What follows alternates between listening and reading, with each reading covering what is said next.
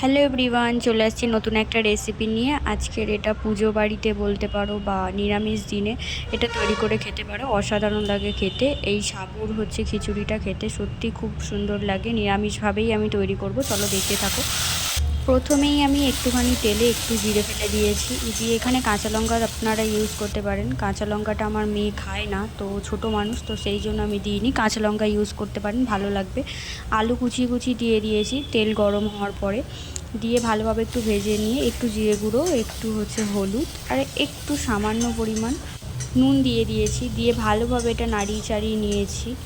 নিয়ে ভালোভাবে নাড়ানো হয়ে গেলে তারপর যে সাবুটাকে আমি 4-5 ঘন্টা আগে ভিজিয়ে রাখছিলাম সেটা দিয়ে দিয়েছি পরিমাণ মতো। যেমন খাবে তেমন দেবে, আমি এখানটা অল্প দিয়ে দিয়েছি। দিয়ে ভালোভাবে এটা নাড়িয়ে চাড়িয়ে নেবো যতক্ষণ না দেখতে পাবে যে এগুলো কাঁচের বলের মতো হয়ে যাচ্ছে, এই সাদা ভাবটা চলে গিয়ে পুরোপুরি একদম কাঁচের বলের মতো হয়ে যাবে। ততক্ষণ এটা আমি ভালোভাবে একটু নাড়িয়ে চাড়িয়ে ভেজে নেব। আর একটু পরিমাণ মতো ঘি দিয়ে দেবো, যাতে ঘিটা দিলে না টেস্টের ফারাক আসে আর গন্ধটাও খুব সুন্দর বেরোয়।